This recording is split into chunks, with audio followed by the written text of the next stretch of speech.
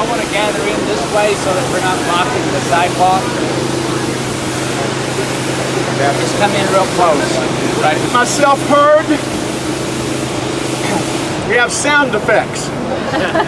So, when Kim asked if I would read the story of the rich man and Lazarus, I decided a nice twist might be to pull out Clarence Jordan's Cottonpatch version. And so I want to share with you the story as Clarence Jordan translated it. And I want to make a couple of tweaks just in terms of being more inclusive with the language.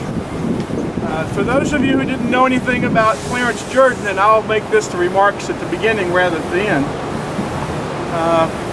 he wanted to help the poor farmers in Georgia as he saw the injustice of the segregation and the Jim Crow laws.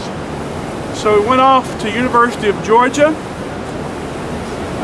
and then, as plans always change when the Spirit leads, he ended up at Southern Seminary in Louisville, Kentucky. He was an excellent Greek scholar.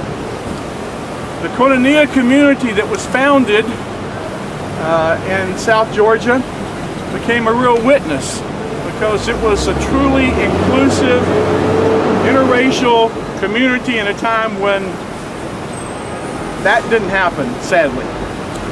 They were bombed, they were threatened, and yet, through it all, they stood firm. Dignity was the primary catchphrase. Dignity for all of God's children. Clarence then went on to produce the Cottonpatch Scriptures. And I'll read that from you now, read that to you now, as he told the rich man and Lazarus.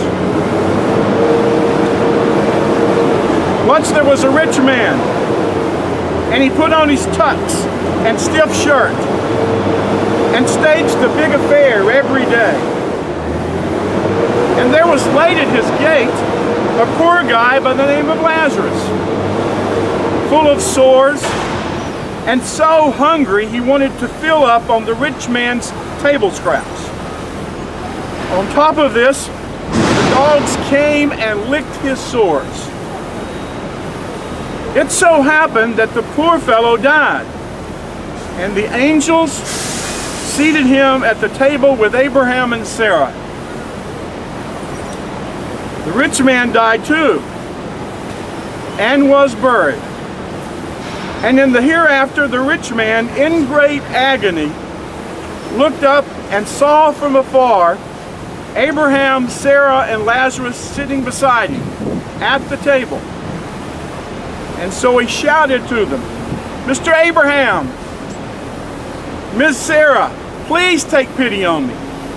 Send Lazarus to dip the end of his finger in some water and rub it over my tongue, because I'm scorching in this heat."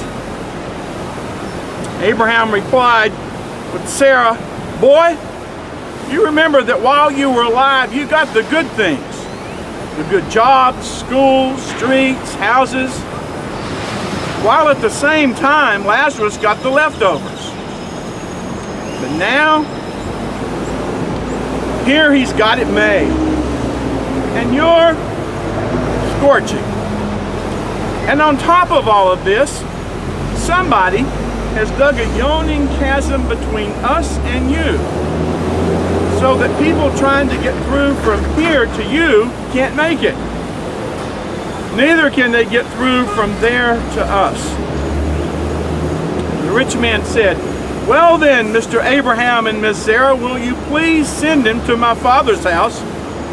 For I have 5 siblings. Let him thoroughly warn them so they won't come to this hellish condition." Then Abraham and Sarah said, "Well, they've got the Bible and the preachers. Let them listen to them."